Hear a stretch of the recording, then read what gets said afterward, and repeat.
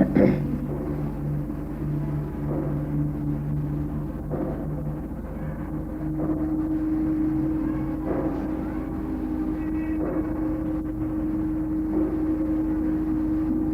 में से बहुत से लोग ऐसे हैं कि जो अभी अभी रियलाइज़ हुए हैं, कुछ लोग ऐसे हैं जो थोड़े दिन पहले रियलाइज़ हुए हैं, और कुछ लोग ऐसे हैं जो बहुत पुराने रियलाइज़ हुए हैं, जो कि इस चीज़ को समझ गए हैं कि अपनी चेतना क्या है, वो किस तरह से कार्य प्रवण होती है, किस तरह से कार्य करती है, और किस तरह से हम उसको अपनाते जाते हैं।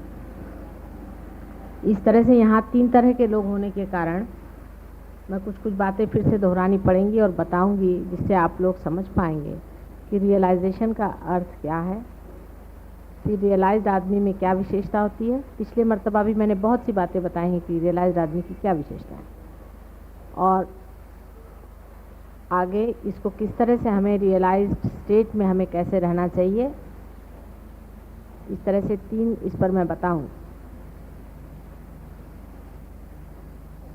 इतना ज़रूर होना चाहिए कि इस वक्त आपने जो पढ़ा लिखा है, जहाँ पर भी जो कुछ भी पढ़ा हुआ है, उसको अभी भूल जाइए।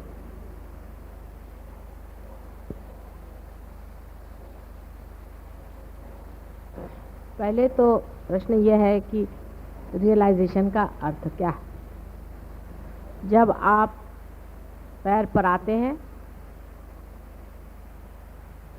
तो उसमें से कितने ही लोगों को कहा जाता है कि आप पार नहीं हुए, और कितने ही लोगों को कहा जाता है कि आप पार हो गए। इसका एक तो अर्थ है ही कि रियलाइजेशन का संबंध आपके बाहरी शरीर मन बुद्धि से नहीं है, किंतु किसी आंतरिक चीज़ से है, जो कुछ लोगों को हो जाता है और कुछ लोगों को नहीं होता। रियलाइजेशन में जब आप लोग मेरे पैर पे रहते हैं, उस वक्त जो हाथ में देखते हैं लोग, वो ये देखते हैं कि उनके ऊपर ज़ोर से प्रवाह हाथ में आने लग जाता है, और आपको भी पैर में ऐसा लगने लगता है कि कुछ तो भी पैर में झकझक झकझक जा रहा है। अपनी चारों तरफ मनुष्य के, वातावरण के और सारे संसार की चारों तरफ चैतन्य शक्ति खेल रही, अंदर और बाहर। जैसे कि हर एक पेड़ के अंदर भी चेतना शक्ति है, उसके पत्ते में भी चेतना शक्ति है, उसके मूल में भी है, और उसी तरह से इस सारे भूमंडल पर भी चैतन्य शक्ति का वास है। चारों तरफ जैसे कोई ईथर होता है, इस तरह से ये चैतन्य शक्ति चारों तरफ चल रही है, और अंदर बाहर हर जगह उसका वास है। और वही शक्ति पूरा जो कुछ कार्य जड़ शक्ति का करने का है, करती रहती है। अब ये शक्ति हमारे अंदर कुंडली नामक, इसको कि कुंडली लोग कहते हैं, कुंडलिनी कहते हैं, लेकिन कुंडलिनी एक शब्द है दिया हुआ। हालांकि परमात्मा ने किसी भी चीज़ को अर्थ ही दिया है और शब्द तो दिया नहीं है, जैसे किसी का नाम दिया नहीं, पर मानव ने दिया हुआ नाम इसका कुंडलिनी। कुंडलिनी नाम की शक्ति, कुंडलिनी नाम की शक्ति हमारे अंदर रीढ़ की हड्डी के नीचे जो त्रिकोणाकार अस्थि है, उसमें स्थित है। उसके बारे में अभी मैं एक आर्टिकल निकालने वाली हूँ मानव शक्ति में, तो आप उसके सारे डिटेल्स पढ़ लीजिएगा, और उसके साइंटिफिक नाम जो कुछ है वो भी आप जान लीजिएगा, और आप में से बहुत से लोग उसको जानते भी। अब आपका चित्त जो है,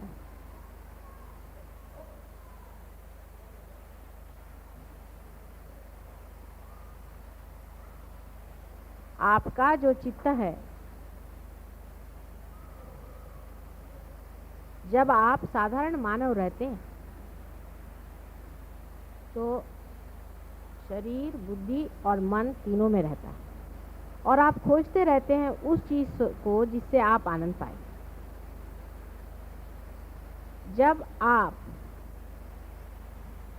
उस चैतन्य शक्ति से एकाकार होते हैं,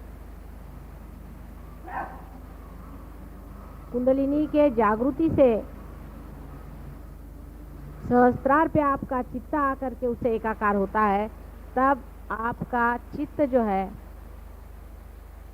अपनी कुंडलिनी पर जाता है और अपनी कुंडलिनी पे जाते ही आपका दूसरों के भी कुंडलिनी पे जाता है।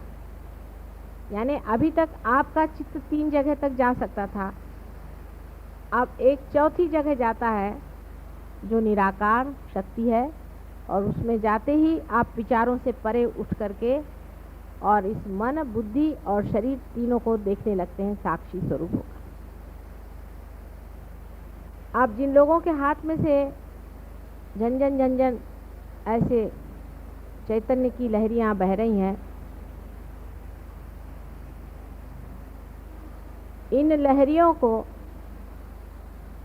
हम लोग इतने सहज में पा गए हैं कि हम जानते नहीं कि कितनी बड़ी चीज़ हमें मिल गई।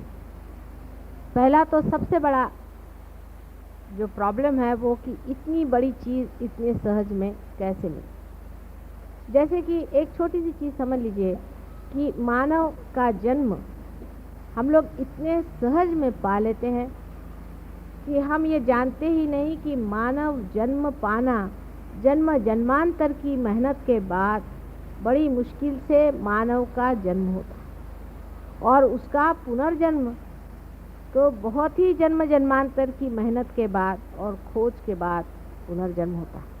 लेकिन वो इतने सहज में घटित हो रहा है कि उसकी कीमत हम लोग समझ नहीं पाते, और ये भी सोचते हैं कि इतने जल्दी कैसे हो। उसकी वजह ये थी कि आज तक आप सारी खोज बाहर कर रहे थे और चीज़ आप ही के साथ थी।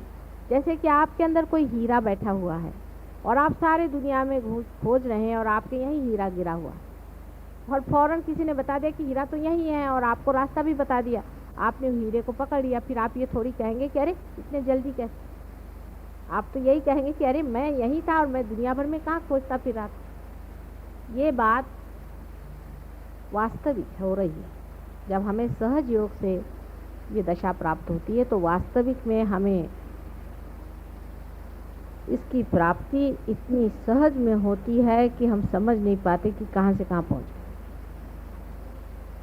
या ये कहिए कि आधुनिक युग में जिस तरह से आप एकदम से चंद्रमा पे पहुँच जाते हैं, पता भी नहीं चलता। आप अगर चंद्रमा में एक क्षण में अगर पहुँच सके, ऐसी कोई व्यवस्था हो जाए, तो आप हो सकता है कि आप ऐसे ही महसूस करेंगे कि हम ये कहाँ पहुँच गए, कैसे हो सकता है चंद्रमा में हम एक क्षण में कैसे। इसी तरह से ये घटना जो है इतनी सहज में होती है, इतने सहज में ये घटना होती है कि आपको ऐसा लगना स्वाभाविक है। लेकिन कोई बात सहज में हो जाए और चाहे बहुत तकलीफ़ से हो जाए, याद वो रहती है जो तकलीफ़ से होती है और समझ में वो होती है जो तकलीफ़ से होती है। ये मानव का स्वभाव है, और मानव उसी में अपने को बड़ा धन्य समझता है जो वो किसी कर्तव्यगारी से पाता है। बाप ने अगर लाखों रुपए की भी उसको स्टेट दे दी तो उसकी वो विशेषता नहीं समझता, पर उसके कमाई से उसने अगर 2 रुपए भी मेहनत से कमाए तो उसको बड़ी भारी चीज़ समझता है कि मेरी कमाई। ये उसके अहंकार का लक्षण है, ये उसके अहंकार की तृप्ति है। लेकिन सहयोग में तो अहंकार ही जब टूटता है तब फिर अहंकार से कोई चीज़ पाने की तो बात ही नहीं। इसलिए अहंकार जो है वो अतृप्त रह करके इस तरह की शंकाएं अंदर उठाता है कि ऐसे सहज में क्यों। अब अपने रियलाइजेशन की जो तरीके और जो होता है, जैसे जैसे रीति से वो होता है, ये सब आप में से बहुतों ने देखा। तो किताबों में अब हर एक किताब में एक नया तरीका पाएगा कि जब आत्म साक्षात्कार होता है तो ऐसे हो जाता है, वैसा हो जाता है, ये हो जाता है। अब इसमें से कितने लोग पार हैं और कितने नहीं हैं, एक परमात्मा ही जानता है। लेकिन आप में से जो लोग पार हुए हैं और धीरे धीरे आपने अपनी गति ऊपर की है, आप लोग जानते हैं कि आदमी जब पहले पार होता है तो सिर्फ उसका सहस्त्रार टूटता है और वो एकाकार होता है उस चैतन्य शक्ति से। फिर इसके बाद तो भी वो यहीं रहता है। और उसकी दृष्टि अपने और दूसरों के कुंडलिनी पे आ तो जाती है, लेकिन वाइब्रेशंस जो उसके अंदर आ रहे हैं वो कभी कभी एकदम रुक जाते हैं। और वो अगर अपने सर पे हाथ रखे तो देख लेगा कि उसके सर पे जहाँ पर कि बिल्कुल नरम हो गया था वहाँ फिर से कड़क हो जाता है, कैल्सिफिकेशन हो जाता है। तुमचं झालं ना, कालच पार झालं होतं, अभी आप कल ही पार हुए थे और आपका कैल्सिफिकेशन। उसकी वजह क्या है? उसकी वजह यह है कि हमारे अंदर जो ईगो और सुपर ईगो है वो हट जरूर जाते हैं, हमारा चित्त बीचों बीच जरूर आ जाता है, लेकिन वो फिर से ग्रो करके और एक हो जाता है।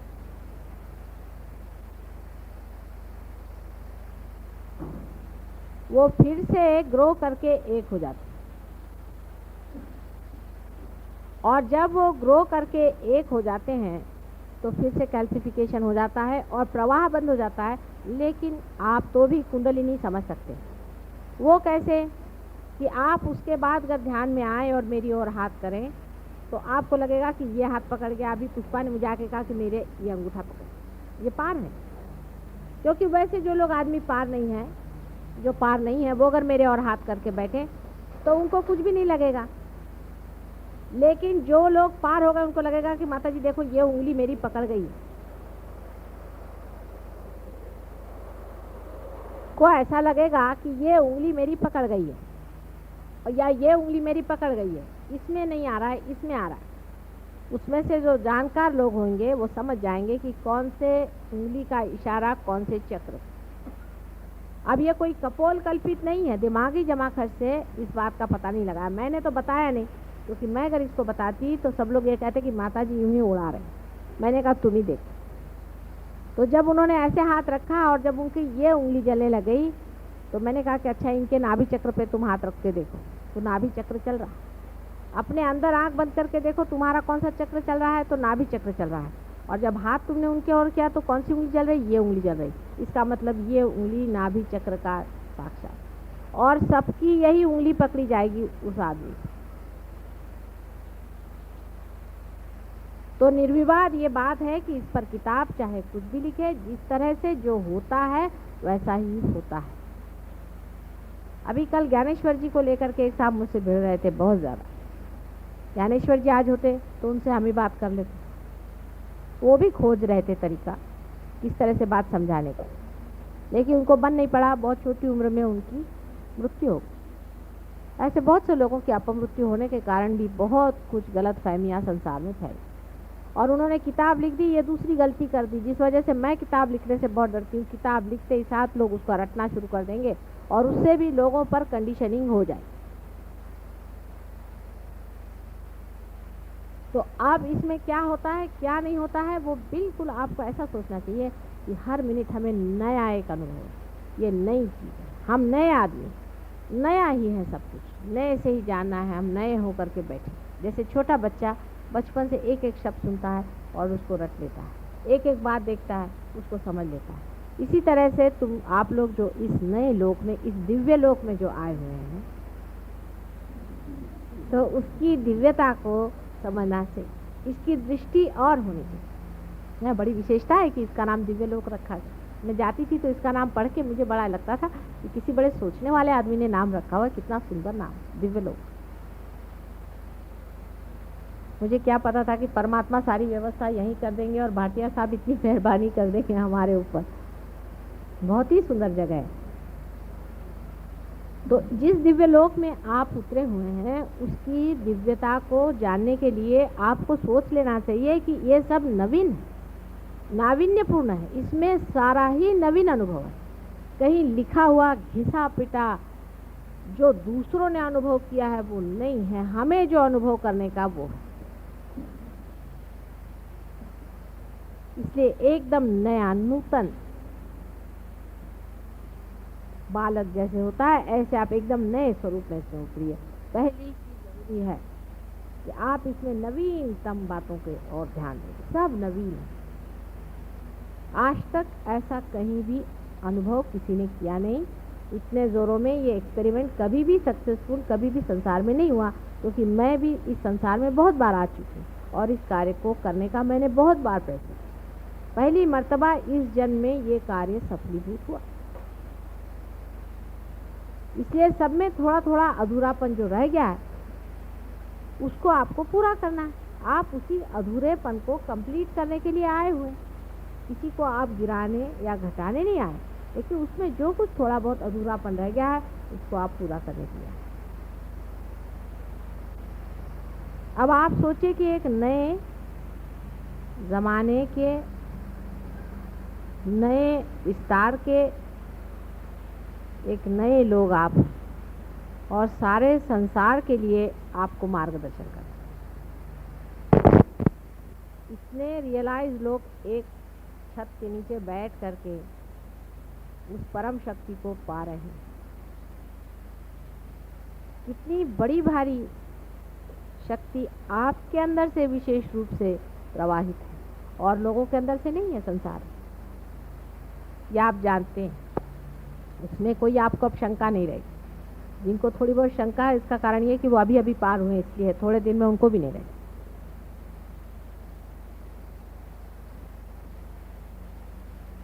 तब ये ज़रूरी हो जाता है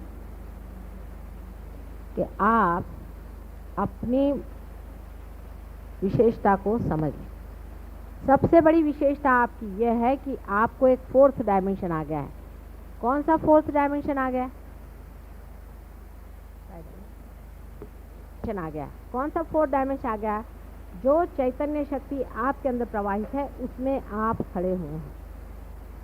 अब आप इसमें से उसमें कैसे जा सकते हैं, ये बड़ा महत्व का पॉइंट है, आप समझिए। अब इसमें आप किस तरह से उसमें उतर सकते हैं, उसमें रह सकते हैं, स्थिर हो सकते हैं, ये बड़ा महत्व का पॉइंट है।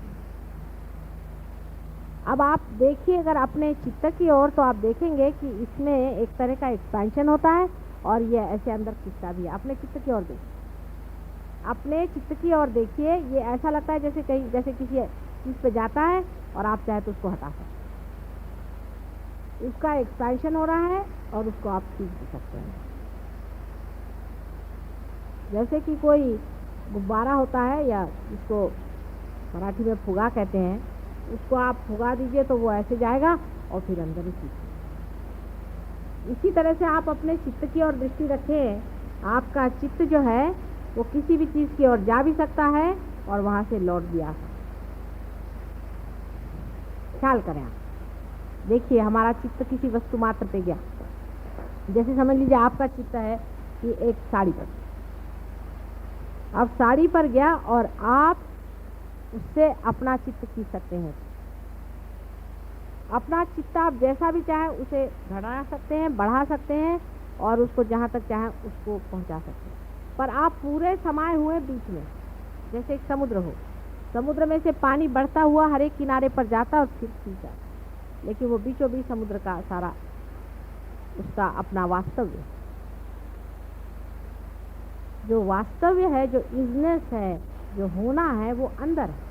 और उसका जो रिएक्शन है वो अवेयरनेस है, चेतना। वो जाती है किसी चीज़ पे चित्त से और लौट आती। इसी से आप डिटैचमेंट सीखें। किसी चीज़ से हम कहें आप डिटैच हो जाइए। अभी जैसे यहाँ वो गाड़ी आई, एक छोटी सी बात, उसमें से बदबू आ रही, पहले सबको बदबू आई, ठीक है। आप उस बदबू की ओर अपना चित्त ले जाइए तो बदबू आ रही है, और चित्त हटा लीजिए तो बदबू नहीं आती। डिटैच करने की शक्ति आपके अंदर आ गई। धीरे धीरे आप अपने चित्त पे प्रैक्टिस करें। आदमी है सब चीज़ों से, सब सर्वधर्म संपन्न से बैठा हुआ, उसके बीच में बैठा, सब चीज़ों के ओर देख रहा है, ये क्या है, ये क्या है, ये क्या है, ये भी है, ये भी है, लोग कहते हैं सब मेरा है। उसके ओर अपना चित्त डालिए, और जैसे उसके ओर आप चित्त डालेंगे आप जान जाइएगा कि मैं इससे चित्त भी हटा सकता हूँ। इसी में आपका चित्त इन्वॉल्व नहीं हो सकता। और अब जो भी आप उसके प्रति जो भी आप प्रेम जोड़ेंगे या कुछ भी करेंगे, वो सिर्फ उसको चक्कर मार के और वापस आ जाएगा, लेकिन लिप्त नहीं होना। इसको समझिए। पहले आप विचारों से किसी चीज़ को जब देखते थे तो आप, जैसे यहाँ से कोई चीज़ चलती है तो वो पूरी की पूरी चलती रहेगी और इसकी परिधि बनी रहेगी, वो अपने अंदर लिखती रहेगी। लेकिन अब यहाँ से जो छूटेगी गोल घूम करके फिर आपके तरफ आ जाएगी, यहाँ बीच में कुछ भी नहीं होगा, खाली होगा। कहीं वो उसको जकड़ेगा नहीं। ममत्व इस तरह से छूटता है हर एक शरीर मन बुद्धि का तो छूटता ही है, लेकिन और भी जितने कृत्रिम हमारे अंदर बहुत सारे, हम सिर्फ मानव हैं पहले और आखिर और हमेशा। ये जो सत्य है, ये सत्य भी इसी तरह से छूटता है क्योंकि हमने अपना ममत्व जो है उसको तोड़। और ममत्व तोड़ने का तरीका ध्यान का यही है कि आप अपने चित्त को हर समय उसको बढ़ाएं, उसका मज़ा देखें। अब बढ़ गया, वहाँ तक गया और फिर आप उसको वापस ले। यह आपकी विशेष शक्ति आपको रियलाइजेशन के बाद में आई। अभी तक मैंने पहले बताया ही है बातें बहुत सारी, जो पहले इसमें मैंने आपको बताया था।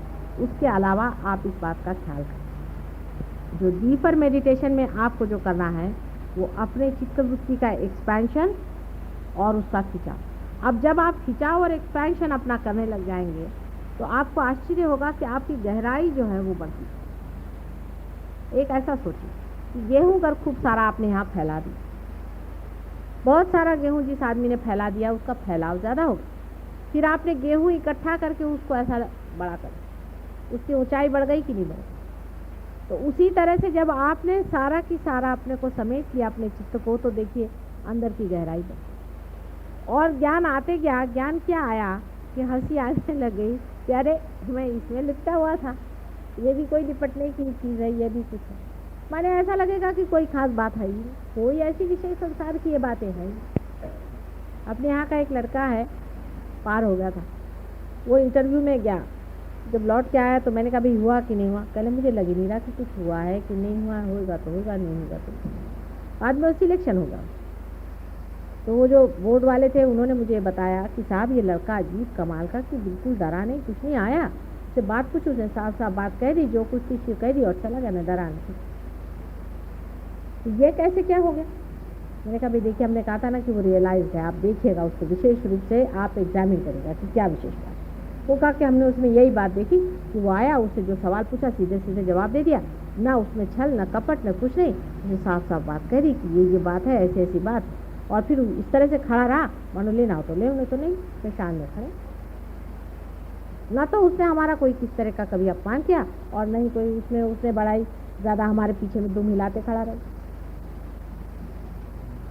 चित्त भी ऐसा ही है। जब चित्त में विकृति रहती है, क्योंकि मनुष्य में दिव्यता तभी आती है जब वो पार हो जाता है। जब उसका चित्त हर जगह में उलझा रहता है तो उसके चित्त में विकृति आती है। समझ लीजिए कि जैसे कोई, ये आपने देखे होंगे बहुत से पेड़ों में से ऐसे जिसको टेंड्रिल्स कहते हैं वो निकलते हैं, खासकर जो कि चढ़ने वाले ये होती हैं बेलें, उनमें से ऐसे निकल करके वो इसको पकड़ लेती, फिर उसको पकड़ लेती, फिर उसको पकड़ लेती है, तब वो बेचारी धीरे धीरे धीरे धीरे ऊपर चढ़ती है। उसी तरह से जो मानव पार नहीं हुआ रहता है, वो भी कभी इसको पकड़ता है, उसको पकड़ता है, उसको पकड़ता है, इस तरह से वो अपने को खड़ा करता है किसी तरह से। कभी तो सोचता है कि अरे मेरे पास पोजीशन नहीं है तो मैं दुनिया में कैसे चलूँगा, अरे मेरे पास पैसा नहीं है तो मैं दुनिया में कैसे चलूँगा, अरे मेरे पास ये नहीं तो मैं दुनिया में कैसे चलूँगा। लेकिन जो पेड़ अपनी तना पे खड़ा हो जाता है वो स्वतंत्रता में अलग से खड़ा है। लेकिन यही बात आपके साथ भी हो रही, आप अपनी तना पे खड़े हैं ही, लेकिन भय के कारण आप अपने अंदर से टेंट्रिकल निकाल करके, टेंड्रिल्स निकाल करके इसको पकड़ रहे हैं, उसको पकड़ रहे हैं, उसको पकड़। जैसे आपको पता आप तना पे खड़े हैं, ये आपको दूसरी बात पता है। पहली तो ये कि चित्त का निरोध नहीं करने का, उसको रोकने का नहीं, चित्त कहीं उलझेगा ही नहीं। आप कोशिश करें तो चित्त कभी उलझेगा नहीं। एक डीप मेडिटेशन में आप प्रयत्न करें, कोई सा भी बड़ा सा प्रश्न आ जाए आप उसकी ओर देखें और देखते साथ आपको आश्चर्य होगा कि चित्त वहाँ जाता है और लौट आता है, चित्त कहीं उलझ नहीं जाता। फिर आप ये सोचें कि समझ लीजिए कोई बड़ी भारी दुखद घटना हो, तो आप ये सोचिए कि यहाँ दुखद घटना हुई, लेकिन संसार तो वैसे ही चल रहा है। दुख और सुख जो है वो एक हमारा दिमागी जमा खर्च। ऐसी कौन सी बात हो गई है जो हमें बड़ा दुखी बनाती है या हमें बड़ा सुखी बनाती है, या ऐसी कौन सी चीज़ है या अरुचि से, किसी आदमी से हम नफरत करें और किसी से हंसें। ऐसी कोई सी भी बात नहीं है जिसमें ये होना चाहिए। धीरे धीरे आपका चित्त का बढ़ना बहुत जोरों में प्रसारित होने लग जाता है। और उसके बाद चित्त जब बिल्कुल सबल हो जाता है, बिल्कुल पूरी तरह से सबल हो जाता है, तब फिर जिसको कि हम लोग देखते हैं, ने भी देखा कि आपके हाथ वाथ जलते हैं, किसी को हाथ लगाने से हाथ जलते हैं, किसी को कुछ करने से पकड़ जाता है, शुरू में ऐसा होगा। और उससे दूर रहना चाहिए, जहाँ तक हो सके एकदम आग भट्टी में मत डालिए। जब लड़की खाना बनाना सीखती है तो पहले एक छोटे से चूल्हे पर थोड़ा सा एक कपड़ा लगा करके धीरे धीरे, फिर उसके बाद जरा उसका हाथ जलना सीख लिया तो फिर वो बड़े चूल्हे पर काम करना सीखती है। उसमें भी वो पहले संती लेती है, फिर एक तवा लेती है, फिर उसके ऊपर में वो रोटी सेकती है। उसके बाद जब वो एक्सपर्ट हो जाती है तो हाथी से रोटी बना लेती है, चूल्हे में हाथ डाल करके भी वो ठीक से ऐसे ऐसे कर सकती। उसी तरह से शुरू में आप जिसको हम इविल भी कह रहे हैं, जिसको हम बुरा भी कह रहे हैं, वो भी गिरते। फिर जो इविल करके जो चीज़ है वो आप जहाँ खड़े होंगे वो खुद ही भाग खड़ी हो जाएगी, वहाँ रहेगी, कुछ आप पे असर ही नहीं आने वाला उस चीज़। ये दशा जब आ जाएगी तब फिर माँ का प्रोटेक्शन की क्या जरूरत है, आप खुद ही बड़े हो जाएंगे। तब फिर आपको किसी का पकड़ेगा नहीं, किसी का कुछ नहीं, कोई कहीं पर भी कुछ हो, आप जाइएगा, आप देखिएगा कुछ नहीं, जो जहाँ पहुँचे वहीं सब भाग रहे हैं, वहाँ खुद ही वो टिकने नहीं वाले। इतनी समर्थता जिस दिन आ जाए उस दिन ये प्रश्न हमेशा के लिए टूट जाए। लेकिन जैसा मैंने उसके लिए कहा था कि उसके दो ही तरीके हैं, एक तो अंदर का मेडिटेशन और एक बाहर का देना। अब अपने आप से हाथ से चीज़ जा रही है, पहले तो कहते हैं कि भाई अच्छा कर्म करो, अच्छा करो बुरा करो, अच्छा और बुरा ये भी मनुष्य का विचार हो जाए। जब कर्म अकर्म हो जाए, माने कर्म की भावना ही नहीं रहे कि हम कर्म कर रहे हैं, जैसे सूर्य की रोशनी है, वो कौन सा कर्म कर रहा है, वो अकर्म में है, लेकिन कर्म तो हो रहा है उसके हाथ। जिस वक्त में पूरी तरह से अकर्मता आ जाए, माने हाथ में से चीज बह रही है और हो रहा है, तो जो कुछ भी अपने अंदर कर्म पहले के इकट्ठे हुए हैं, जिसको कहते हैं कि कर्म फल आपको भोगना पड़ेगा। बहुत से लोग बीमार आते, माता जी हमारे कर्म के फल है, आप क्या ले लीजिएगा, हमने कहाँ ले लें, कोई चिंता की बात नहीं। गंगा जी में आए तो धुल जाना ही चाहिए सब चीज़। तो अगर आपके कर्मों के फल, आपके हाथ पैर अगर दुख रहे हैं या कुछ आपको बीमारी हो गई, कुछ तकलीफ हो गई, तो ऐसी कोई बात नहीं, वो तो हम ले ही सकते हैं। लेकिन आपके कर्म शरीर से उठ करके मन में चलेंगे। अब मन में के कर्म कैसे निकलेंगे? वो तो यहाँ से भाग खड़े होंगे, माता जी की वजह से चाहे शरीर ठीक हो, लेकिन अब मन के अंदर वो कर्म बैठे हुए हैं। आप पार भी हो गए तो भी अब ये गंदगी निकलेगी कैसे? इसलिए यही कर्म जब आप करते रहेंगे तो अकर्म में ये सब बह जाए, और जितना आप इस जन्म में कर डालेंगे उतना ही कर्म खत्म हो जाएगा।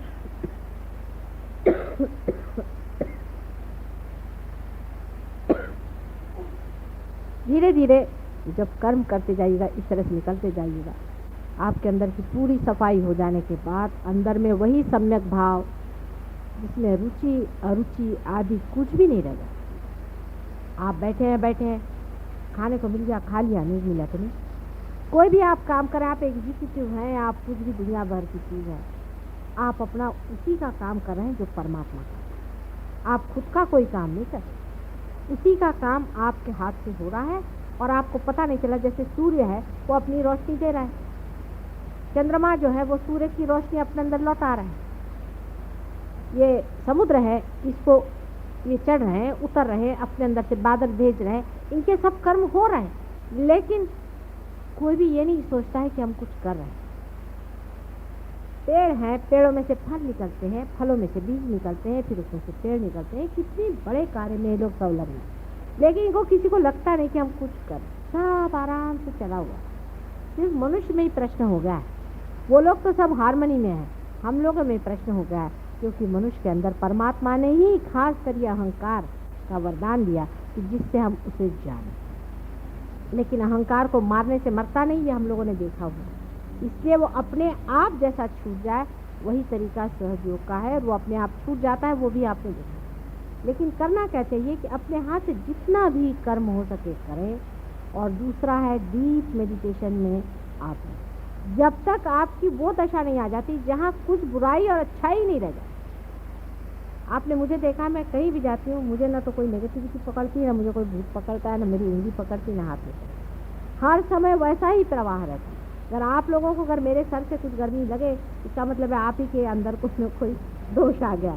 ये इसका सामने आपके सामने उदाहरण, मैं भी आप जैसी ही हूँ ना, लेकिन आपके सामने उदाहरण। इसी तरह से जब आप भी हो जाएंगे कि जिसमें ना तो कोई शैतान रह जाएगा, ना कोई बुरा रह जाएगा, जो आपके सामने आएगा वो आपके प्यार में घुलना ही चाहिए, और नहीं घुले तो वो भाग जाए, ऐसी जिस दिन दशा आएगी उस दिन फिर आपको इस प्रोटेक्शन की ज़रूरत नहीं रहेगी। और प्रोटेक्शन के बहुत सारे तरीके आप ही लोगों ने ढूंढ के निकाले। उसमें से कुछ तरीके जो हैं आप चाहे तो ये लोग बता सकते हैं आपको, कोई भी यूज़ करके जो ये लोग इस्तेमाल करते हैं, या आप इनसे पूछ सकते हैं। जैसे फ़ोटो पर लेना, पैर से निकालना, पानी से निकालना, अपने ही को अपना बंधन डालना आदि, नाम डिफरेंट नाम लेना वगैरह वगैरह, बहुत सारे सब कुछ प्रकार हैं। उसके मामले में आप चाहें तो इन लोगों से अगर बात करें तो ये लोग सब बता सकते। लेकिन रियलाइज आदमी को ध्यान में आते वक्त पहले बैठ करके देखना चाहिए कि माता जी से जो आ रहा है उसमें कहीं हमारी कोई पकड़ है, हमें वाइब्रेशंस आ रहे हैं नहीं। अगर वाइब्रेशंस रुक गए तो उसको निकालना चाहिए। उसको कैसे निकालना चाहिए, क्या करना चाहिए, शरद भी बता सकते हैं, लोग बता सकते हैं किस तरह से बंद हुए वाइब्रेशंस निकाल सकते हैं। अगर हाथ में थोड़ी सी जलन है तो उसको फूंक के कैसे निकालना चाहिए, उसको उस वक्त फूंक करके निकाल दीजिए, नाम ले लीजिए, फूंकने से निकल जाएगा, एकदम ऐसा निकल जाएगा कि आपको लगेगा ही नहीं कि वहाँ पकड़ते हैं, एटमॉस्फेयर में है, हर जगह है, आप पकड़ते हैं। अभी आपकी दशा वैसी जैसी छोटी सी लड़की खाना बनाना सीखे, फिर आप जब इस शास्त्र में निपुण हो जाएंगे तभी आप असली योगी हो गए, क्योंकि कुशलता पूरी आ जाएगी, उसमें परफेक्ट नॉलेज आ जाएगा। और जब परफेक्ट इसका नॉलेज आ जाता है तो आप ही नॉलेज हो जाते हैं, माने आप कुछ करते कुछ नहीं, वो ऑटोमेटिकली सब मामला अपने आप चलते रहता है। जैसे कि ये अगर परफेक्ट हो जाए और इसमें से मेरी आवाज़ अगर परफेक्ट अंदर जा रही तो इसको कुछ नहीं करना पड़ता है, कुछ जानना नहीं पड़ता है, सीधा ही सारा की सारा रिकॉर्ड हो, क्योंकि बोलने वाला और करने वाला और सबको संभालने वाला पालनहार परमात्मा सबके सर पे मंडरा। रियलाइज लोगों को एक बात और भी पता होगी, ये भी बहुत ज़रूरी बात है जिसको जान लेने से आपको एक तरह की निर्भरता आ सकती है। हर एक रियलाइज आदमी के ऊपर में देवता मंडराते हैं, जैसे किसी भी कहते हैं दुष्ट आदमी के ऊपर में भूत मंडराते हैं, वैसे ही बहुत लालायित हैं सारे देवता लोग उन लोगों की मदद करने के लिए जो रियलाइज है। उनको सुगंध आती है और वो बराबर उनके आसपास मंडराते हैं। आप में से जिन लोगों ने इसका अनुभव लिया होगा, अभी वही बता रही थी उस दिन कि उनके देवर पे बाधा थी, उन पे भूत की बाधा थी, और 3:30 बजे करीब उनकी तबीयत बहुत ख़राब हो गई और वो लगे चिल्लाने चीखने, बाहर भी आदमी चिल्लाने चीखने लग गया। और उसके बाद में कहने लगी इतनी गंदगी अंदर आई, इतनी बदबू अंदर में आई कि समझ नहीं आप क्या करें। उसके बाद इन लोगों ने नाम लेना शुरू कर दिया और उसको वाइब्रेशन देना शुरू कर दी, और जैसे ही वो ठंडे पड़े वैसे खुशबू आना शुरू हो गई बहुत ज़ोरों में, और वो एकदम ठंडे। आपको भी कितनों ही लोगों को ध्यान में पार होने से पहले या बाद में भी बहुत बार सुगंध आती है, तो चैतन्य सुगंध युक्त है, चैतन्य बहुत सुगंध युक्त है और अत्यंत आह्लाददायी है, इसी से आपको सुगंध दिया था। तो जितना कुछ दुर्गंध है वो अपने आप गिर सकता है अगर आप अपनी ध्यान की दशा ठीक है, माने आप अपने को स्थिर कर। इसमें कोई बुरा मानने की बात नहीं। आपने देखा शरद हैं, हम कहते हैं शरद काफ़ी ऊँचे हैं, मोदी हैं बहुत ऊँचे हैं, ये ऊँचे हैं, देवड़े हैं, चंदू भाई हैं, आदि बहुत सारे लोग हैं। आप जानते हैं श्रॉफ साहब भी आगे चले गए, अपने लाल साहब आगे चले गए, बहुत से लोग आगे चले गए, यानी उनके नाम लो तो मेरे ख्याल से कि अधिकतर सभी लोग आगे चले गए। और तो भी सब लोग पकड़ते ही हैं थोड़ा बहुत, किस का नाम लेगा, सभी लोग थोड़ा थोड़ा पकड़ लेते हैं। शरद ने अभी पकड़ लिया था पूरी तरह से, 3 दिन पहले उन्होंने बहुत बुरी तरह से पकड़ लिया था। ठीक है, पकड़ लिया तो पकड़ लिया, लेकिन समझ में आ रहा है कि पकड़े हैं इसलिए हालत हो रही है, पकड़ गए ये समझ में आ रहा है। उसको निकाल डालना बहुत आसान है, रियलाइज आदमी के लिए तो बहुत ही आसान। उसको किसी तरह से निकाल डालना चाहिए।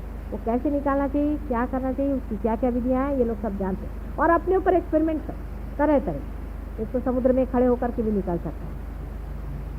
बहुत से पहले रियलाइज लोग जाके पानी में बैठ जाते, सच्ची बात, क्योंकि बेचारे इतने परेशान होते थे, उनकी उंगलियां जलने लगती थी। तो यहाँ गगन बावड़ा महाराज हैं, तो वो जब पार हो गए तो उसके बाद वो पानी में बैठते उनकी उंगलियां जो जल करके छोटी छोटी हो गई उनमें क्यूरेटिव पावर्स तो आ गए थे, लेकिन उनको ये नहीं मालूम कि उनकी उंगलियां क्यों जल जल के छोटी होती। उनकी उंगलियां जल जल के इसलिए छोटी हो गई क्योंकि आप जानते हैं आपके भी हाथ जलते रहते हैं।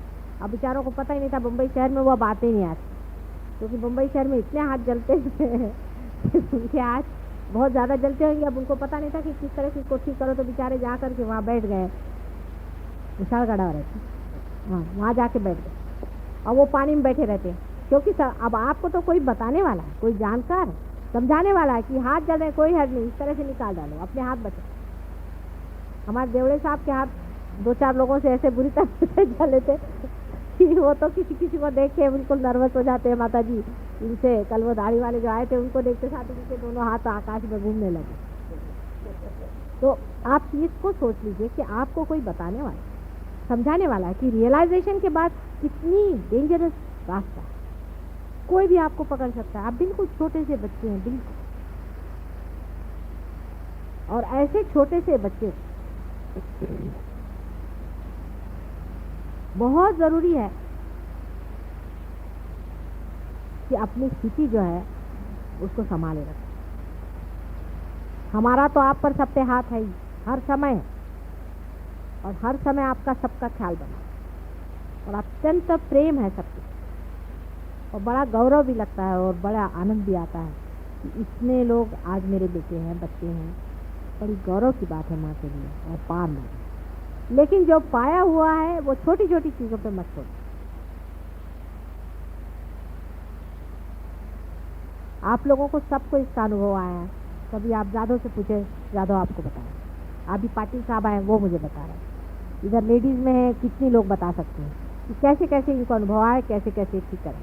मतलब कोई भी प्रॉब्लम हो उसको तो मैं सॉल्व कर सकती, पर थोड़ा थोड़ा आप भी सीखें, आप भी करें, आप भी सीखें, जानें इस चीज़ को। आप ही डॉक्टर और आप ही दवा, आप ही के हाथ से जाने वाला है, आप ही उसको समझने वाले। उसमें थोड़ी सी कहीं चोट वोट लग भी गई तो माँ बैठी हुई ठीक करने के लिए, कोई चिंता की बात नहीं। ऐसे पहले कहाँ थे लोग, क्योंकि बेचारे अब जो ऐसे लोग पार भी हुए हैं वो तो कहते हैं कहाँ से हम पार हो गए, भगवान बचा रहे। ऐसे ऐसे इसीलिए लोग पहले थे कि पार हो जाते थे तो हाथ में चिमटा लेकर बैठते। उनका दोष नहीं था, कोई भी आए उसको तड़ातड़ मारते थे। कोई अगर जलाने वाला आता था जिसकी तरफ से ऐसी गरम गरम भाप आती थी तो उसको लेकर चिमटे से मारते थे, तो उनको चिमटे वाला बाबा कहते थे। हमने अपने बचपन में देखे ऐसे, मैं देख के हैरान हूँ कि जो आए उसको चिमटे से मारे, जिसको देखो उसको। मुझे बड़े प्यार से बुला रहे थे, तो मैंने कभी चिमटे उमटे से मार इसके पास कौन जाए। तो उसकी वजह यह है कि इन लोग को बताने वाला और समझाने वाला कोई था ही नहीं। अब आप इतने लोगों की बीमारियाँ ठीक करते हैं, कैंसर जैसी बीमारियाँ आपने ठीक की, इस तरह की सब बीमारियां आप ठीक करते हैं, कितनी ही तरह की बाधाओं को आपने हटा दिया है, इतना आपने कार्य किया हुआ है।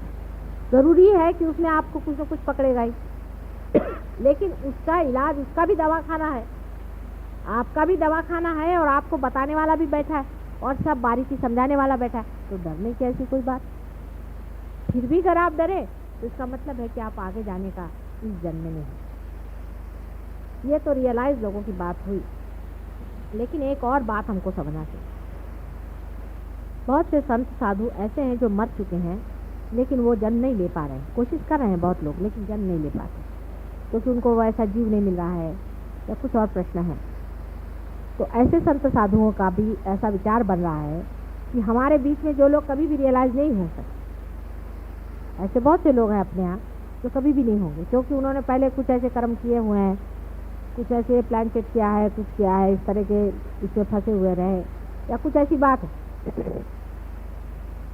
तो वो कहते हैं कि हम इनके अंदर आ जाएं, तो आपको उनके अंदर बाधा सी लगेगी, लेकिन वो लोग कोई नुकसान वाले नहीं, इनसे लड़ने की ज़रूरत नहीं। ये हालांकि बड़े प्योरिटन लोग जो हैं उनको अजीब सी बात लगेगी, माता जी ऐसी बात कैसी कर, उनको छेड़ो नहीं। अगर उनको छेड़ोगे तो ये हो जाएगा कि उनके अंदर भूत भी घुस सकते हैं, क्योंकि अंदर भूत तो घुसे ही हुए हैं।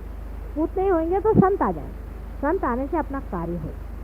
इसलिए बहुत से लोगों पे संत भी उतरे, उनकी बड़ी इच्छा है, उन्होंने ऐसे कहा है मुझसे कि हम चाहते हैं कि हम अपने को लाएं, लेकिन अब हम छोटे बच्चे के रूप में आए तो तुम्हें कैसी मदद होगी। इसलिए बेहतर है कि ऐसे लोग जो तुम्हारे इसमें आते हैं और जो पार होने की हमें दिखाई नहीं देता, ऐसे बहुत से लोग, वो लोग अगर पार भी नहीं हो रहे हैं तो भी आपको उनसे भिड़ने की ज़रूरत है, पर वो आते रहेंगे हमेशा।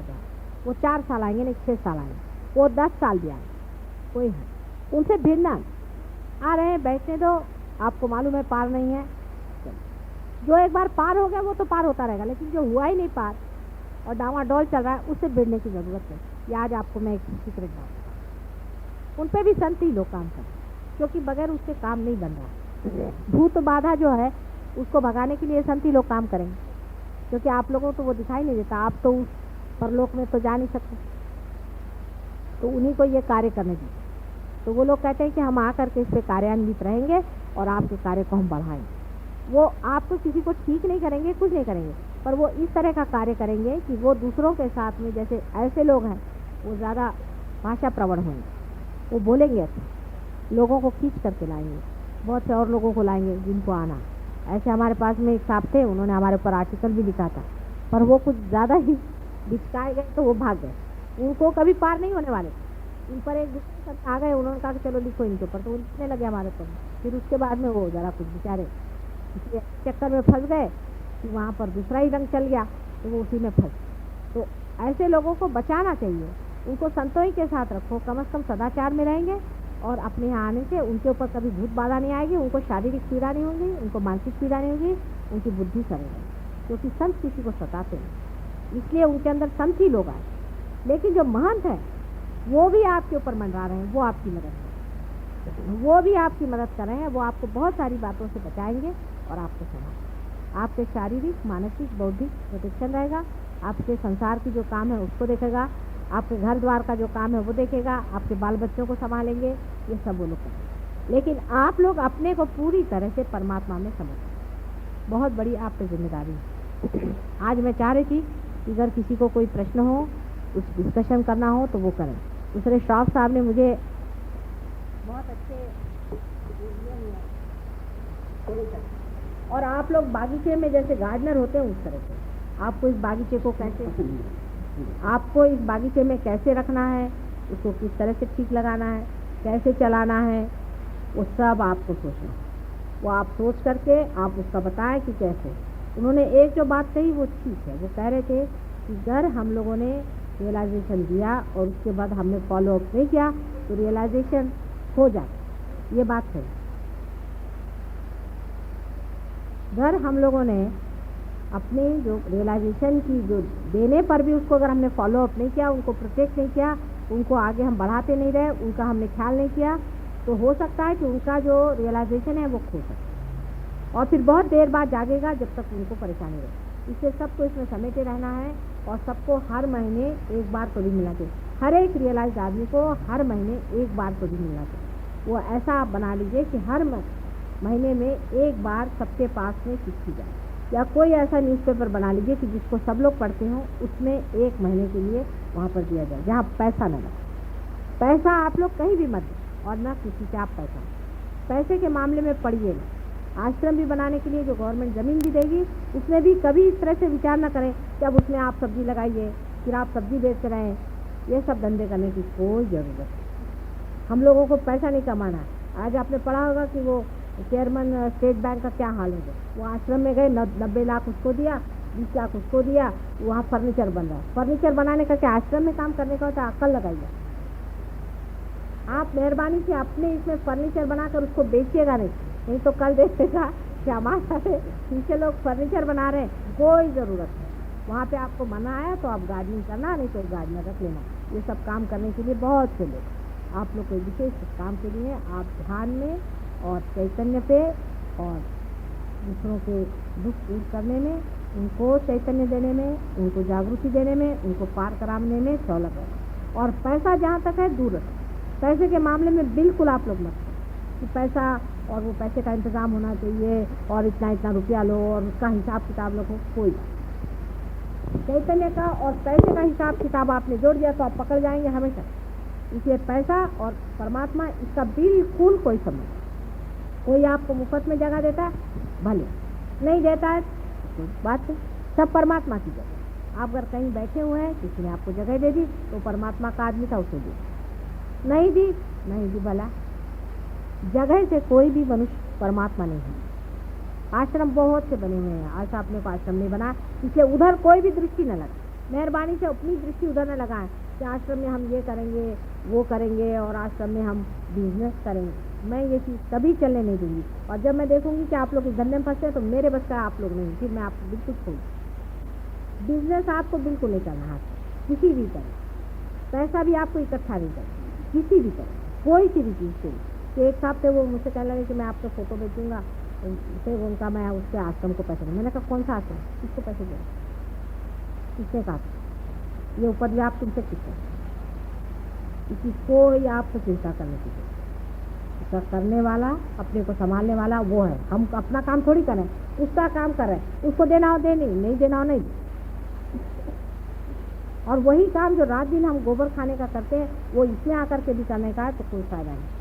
मुझे इस तरह का सुझाव कोई भी न दे, क्योंकि 2-4 ने दिया है इसलिए मुझे बड़ा जी घबराता। मेहरबानी से मुझे इस तरह के सुझाव को मैं सुनने वाली नहीं। ऐसे तो मैं सीधी हूँ और बोली भी हूँ, लेकिन ऐसी बड़ी चालाक भी, इस चक्कर में मैं आने वाली नहीं हूँ। आपको पहले ही मैं बता देती हूँ कि पैसे के चक्करबाजी में आपने अगर मुझे चला है तो मैं उसमें चलने वाली नहीं। चाहे तो आप लोग पार हों चाहे नहीं हो, मेरा इससे कोई मतलब। पहले समझ लेना चाहिए कि पैसे का और इसका कोई भी संबंध कहीं भी किसी जगह भी नहीं। दूसरी चीज, राजकारण से इसका संबंध नहीं। अभी आपको ऐसा भी लोग आएंगे कि चलो तुम इलेक्शन में खड़े हो जाओ, तुम्हारा इतना फॉलोइंग है, आपको राजकारण में जाना तो आप राजकारण में जाए, लेकिन राजकारण मनुष्य ने बनाया, परमात्मा ने बनाया। जो परमात्मा की चीज है उसमें जब खड़ा होना तो इसका राजकारण से और सत्ता से कोई भी संबंध नहीं। ये पहली बात आती है। और इसका कोई भी पदवी से संबंध नहीं है। अगर आप ये सोचे साहब हम बड़े भारी ट्रस्टी हैं, अभी सब यहाँ तो 2-4 हैं बेचारे अभी, लेकिन कोई अपने को सोचे कि मैं बड़ा भारी एक इसका सेक्रेटरी हूँ समझ लीजिए, या मैं इसका चेयरमैन हूँ, मैं कल सोचूँ मैं चेयरमैन हूँ, तो इसमें चेयरवेयर का कोई भी संबंध नहीं। और ना इसका कोई आसन है ना पीठ है। पहली बात समझ, आपस में करने की बात है। ना इसका कोई पीठ है ना इसका आसन है। तुम्हें ऐसा क्या सगळे लोग पीठ बीठ काही काढायचं नाही, कळलं का? कोई पीठ निकालने का नहीं। नहीं तो आदि शंकराचार्य की गादी पर कौन बैठे हैं जो बिल्कुल नॉन रियलाइज लोग हैं? नथिंग। कोई गादी पर किसी के नहीं बैठने वाला, सब अपनी ही गादी पर बैठे। दूसरे की गादी पे बैठने से हमेशा आपको निकालने का डर रहता है। अपनी अपनी गादी पर सब लोग बैठेंगे और अपनी गादी से अपने पे ही राज करेंगे तो बहुत कुछ है। तो 2-4 चीजों को बिल्कुल गांठ बांध लें। तीसरी चीज कि सच्चरित्र, सदाचार और शुद्धता, इसके बगैर आप कुछ भी इस मार्ग में जाने। अगर आपके अंदर कोई ऐसी आते हैं उसको आपको छोड़ने का प्रयत्न करना ही होगा, मेरे पाँव की कसम लेकर। असल में बात यह है कि अब आपके अंदर शक्ति है वो छोड़ना। जैसे हिंदुस्तानियों की खास आदतें ये हैं आपस में बुराई करना। अब आप प्रेम में बंधे हुए हैं, हम लोग सब भाई बहन हैं। आपस में अगर किसी में कुछ हो भी गया, हो सकता है कोई किसी का पैर दिख भी जाए, तो ज़रूरी नहीं कि उसको जाकर सारे संसार में आप बदनाम करते थे। मुझे आकर आप बताएं, उस चीज़ को हम ठीक कर सकते हैं। लेकिन जान दे करके भी अपने भाइयों को बचाने की आप पे पूर्ण जिम्मेदारी, भाइयों पर और बहनों। उसके लिए कुछ भी करना पड़े हमें उसको बचाना पड़ेगा। मतलब मॉरली, इसका मेरा मतलब नहीं आप उस किसी को पैसा दे फिर वही आता। आप किसी को पैसा उधार नहीं दे, तो अगर आपसे पैसा उधार मांगता है बिल्कुल एक कौड़ी मत, बिल्कुल देने की जरूरत है, इसमें पैसा उधार देने की जरूरत नहीं। कर कोई आदमी अपने स्पिरिचुअल लाइफ में, कुंडलिनी में उसका पतन हो रहा हो या उसको किसी तरह से गिर रहा हो, उसकी कोई आदत पड़ गई, उसकी सबको मिलकर मदद करनी चाहिए। उस पर चक्र चलाओ अपने प्यार। पवित्रता पूरी हमारे अंदर जब तक नहीं आएगी तब तक हमारा कार्य बिल्कुल अधूरा रहेगा। आपको ये पता होना चाहिए कि सारी दुनिया की दृष्टि आपकी, दिए लगा करके आप उसकी दिवाली सजा लें। लोगों की दृष्टि घर पे नहीं होती, उस दियों पर होते हैं जो जलते। आप हरेक के जीवन की और संसार की दृष्टि है कि आखिर ये जो बड़े पार हो गए हैं और दुनिया भर की बीमारियां ठीक करें, इनका जीवन कैसे।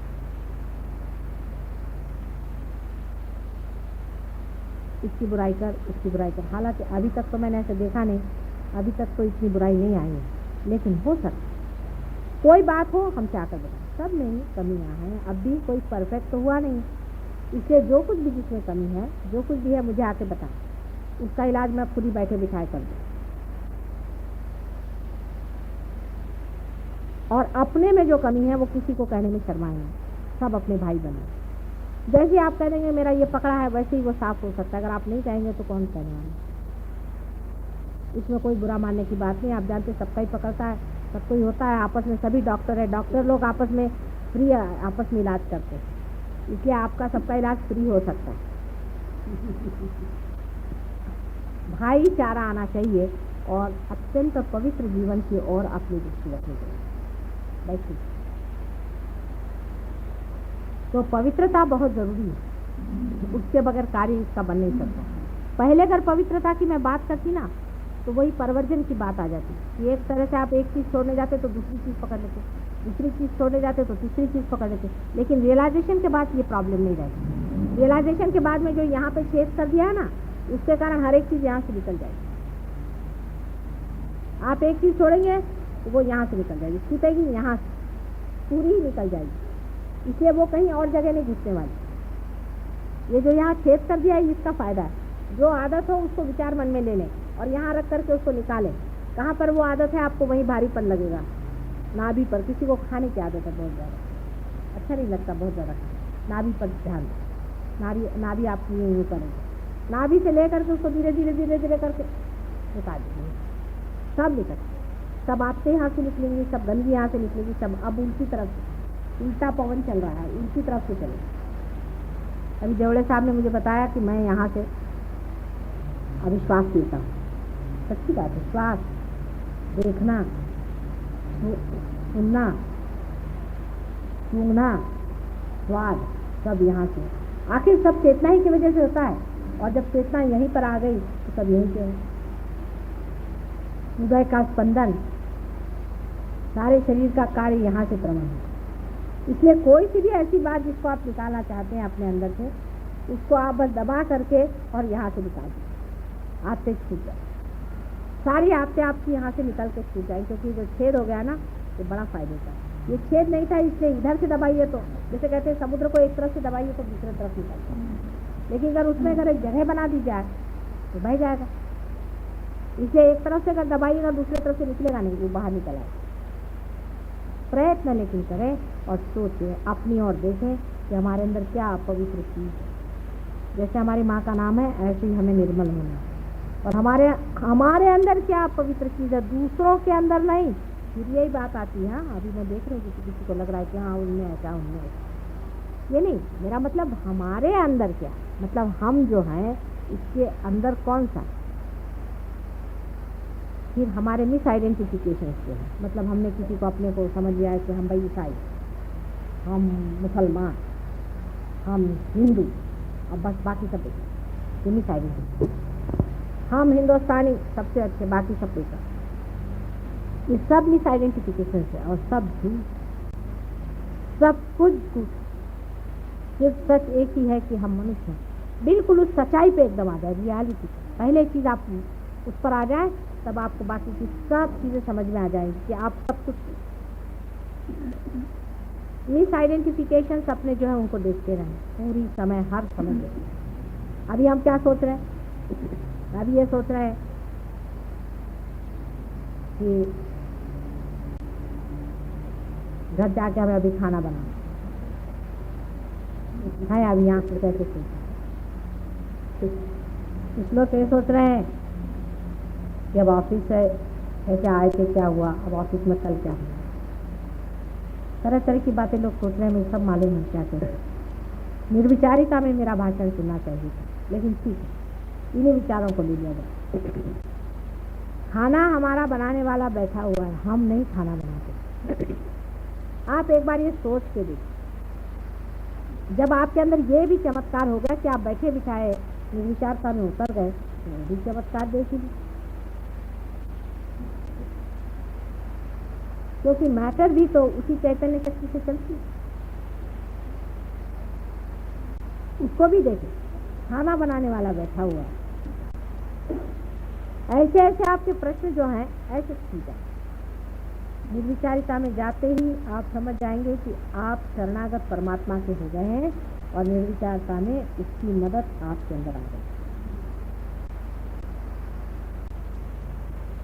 आपको कुछ अगर और प्रश्न हो तो मुझे आज पूछ लीजिए, और आज ध्यान नहीं करेंगे हम, क्योंकि ध्यान का समय पहले हो चुका है, काफ़ी अच्छा सबको ध्यान होगा। अगले वक्त में ध्यान होगा, उस वक्त कुछ अगर हो सके तो मंत्र वगैरह पूजन वगैरह करा जाए, जिससे कि आपको विशेष रूप से कवच किया जाएगा। जिससे ये कि आप पे फिर कोई आफत है, बाहर जो शैतान लोग घूम रहे हैं, इससे आप लोग और संकट में नहीं आए, वो ज़रूर आए। उसके बाद का प्रोग्राम पूना में है, जिनको पूना आना है पूना भी आ सकते हैं, लेकिन पूरे हफ्ते का प्रोग्राम ये 2 हफ्तों में अगर आप अटेंड करें अच्छा रहेगा। अब जो मैंने बात कही है उससे विचार करें। अब मेरी बात से आपको कंडीशनिंग नहीं हो सकता, कंडीशनिंग भी यहाँ से निकल जाए, बात का जो सार है उतर जाए, कंडीशनिंग यहाँ से निकल जाए। रियलाइजेशन के बाद सबसे बड़ा फायदा यह है कि कोई चीज़ आपको चिपक नहीं सकती, उसकी जड़त्व जो है वो नहीं चिपक सकता, उसका चैतन्य स्वरूप चिपक सकता। मैं अगर उर्दू में बोलूँ, चाहे मैं फारसी में बोलूँ, चाहे मैं फ्रेंच में बोलूँ, लेकिन उसकी जो चैतन्य शक्ति बह रही ना उस शब्दों में से, उसको आपके अंदर आ जाए, उससे सिर्फ वो जो वाइब्रेशन है वो आपको पता है। तो भाषा समझ में नहीं आने की जरूरत है, उसका जो प्रेम है ना अंदर से वो आपके अंदर पता है। जैसे फूल का आपको नाम नहीं पता हो, लेकिन शहद आपके अंदर उतरता है, सुगंध आपके अंदर उतरता है। सुगंध तो चैतन्य है और फूल का नाम जो है वो जड़ है। तो नाम आपके समझ में नहीं भी आए, सुगंध तो हर एक मनुष्य को आता है, हर एक मनुष्य को सुगंध आता है। किसी फूल को रखो तो सब बता सकते, चाहे वो अंग्रेज हो, फ्रेंच हो, चाहे इंडियन हो, सबको सुगंध आता है। उसको कोई भाषा करने की जरूरत है। इसी तरह से है परमात्मा का सुगंध जो ये चैतन्य शक्ति है, ये भी हर एक आदमी को आ सकती है, चाहे किसी भाषा में। इसे इस भाषण में जो मुझे कहना था तो दूसरी बात, लेकिन जो मुझे देना था वो दूसरी बात,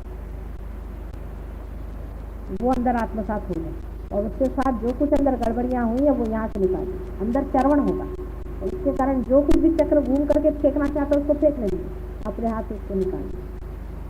किसी का सर जरा भारी होगा वो निकाल, सर जब भारी होता है एक तो दूसरों का पकड़ते हैं, कुछ अपना भी बचा खुचा निकल आता है, निकाल। तो कोई बात नहीं, लेफ्ट हैंड से निकाल दो, राइट हैंड मेरे ऊपर। और किसी को सवाल पूछना पूछो।